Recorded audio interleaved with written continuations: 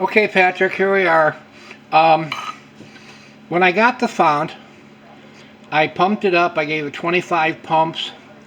I did a bubble test in the water, and I didn't see any bubbles coming up from around the seam. There were bubbles coming up from the cap. Now, when I originally restored this for you, I put a sealer on the inside of the tank. So what I wanted to do was I stripped out the sealer. That's why it took 2 days. There's various chemicals to dissolve the sealer and get it out. So right now there is no sealer in the fount. I've got it pumped up to 25 pumps, and I'm going to try to hold it in the water with one hand and hold the camera with the other. So you can see there are no bubbles coming up from where we grafted in the new bottom. It's still, even without the sealer, it still holds pressure.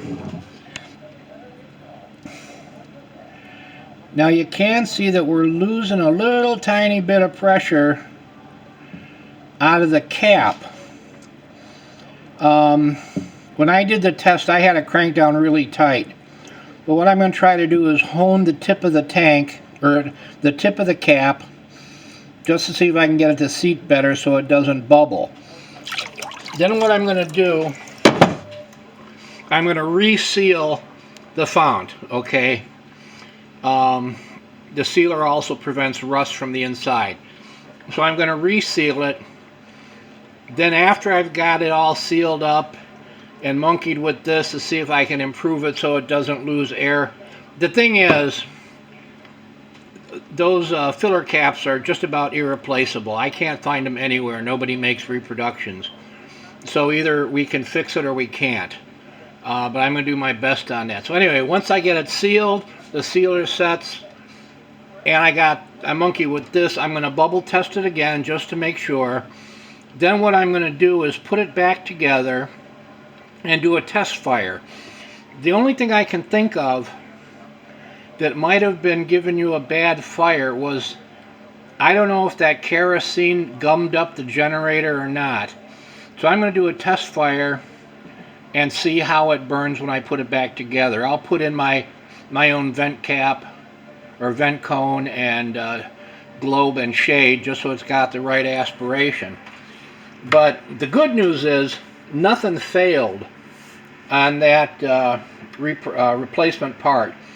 So I think this may be the culprit. I tightened the nut in pretty good with a wrench, all right? It's way past finger tight. And this, I don't know, if I put a pair of pliers on, I could probably tweak it another quarter turn, but I don't want to screw up the nickel plate, so I'm just going to try to see if I can clean up the actual tip that seals it. So that's where we're at. I haven't forgotten you. I want to make sure this is a trouble-free lantern for you. And particularly since this was a pretty big replacement, I want to make sure that it was good and secure. But even without the sealer, it doesn't leak. There's no air bubbles coming out of that. So anyway, that's where we're at. I'll keep you posted. Tomorrow I'm going to put it back together after I seal it and do a test burn and then see what I can do with that. Alright, so that's where we're at. You have a good night. Bye-bye.